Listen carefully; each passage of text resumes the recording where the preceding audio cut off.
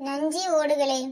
ஒரு காட்டில் ஆமையும் நத்தையும் நண்பர்களாக இருந்தனர். அவை இரண்டுக்கும் நீண்ட காலமாக ஒரு மனக்குறை இருந்தது. தங்களால் வேகமாக நடக்கவோ தாவி குதித்து ஓடவோ முடியவில்லை என்ற மனக்குறைதான் அது. ஒரு நாள் அவை இரண்டும் நடந்து சென்று கொண்டிருந்த போது ஒரு அழகிய முயல் தாவி குதித்து ஓடி வருவதை கண்டன. முயலை நில் என்றது ஆமை. முயல் நின்றது. நீ எப்படி இவ்வளவு வேகமாய் தாவி குதித்து ஓடுகிறாய் என்று கேட்டது நத்தை. இது என்ன கேள்வி? உங்களுக்கு இருப்பது போல் என் முதுகில் கனமான ஓடு இல்லை. அந்த சுமை இல்லாததால் வேகமாக ஓடுகிறேன் என்று சொல்லிவிட்டு முயல் அந்த இரண்டையும் இலக்காரமாக பார்த்தது. ஓஹோ, எங்களின் வேக குறைவுக்கு எங்கள் ஓடுதான் காரணமா? ஆமாம், நீங்கள் உங்கள் ஓடுகளை கலற்றி போட்டுவிட்டால் என்னை போல் வேகமாக ஓடலாம். வேகமாக ஓடுவதில் ஒரு அலாதியான சுகம் இருக்கிறது தெரியுமா?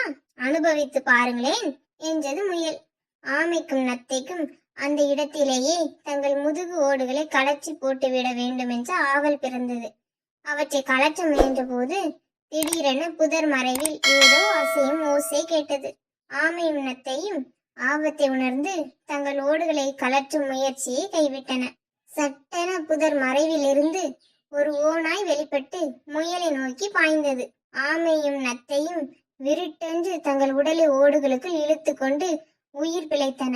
ஓநாய் முயலை பிடித்தது. சிறிது நேரம் சென்ற பிறகு ஓடுகளை விட்டு வெளியே வந்த ஆமையும் நத்தையும் முயலின் ரத்தத்தை பார்த்து உறைந்து போயின.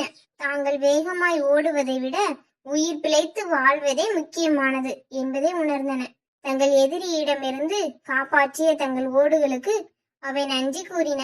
இந்த வீடியோ உங்களுக்கு பிடிச்சிருந்தா லைக் பண்ணுங்க, ஷேர் பண்ணுங்க, சப்ஸ்கிரைப் பண்ணுங்க.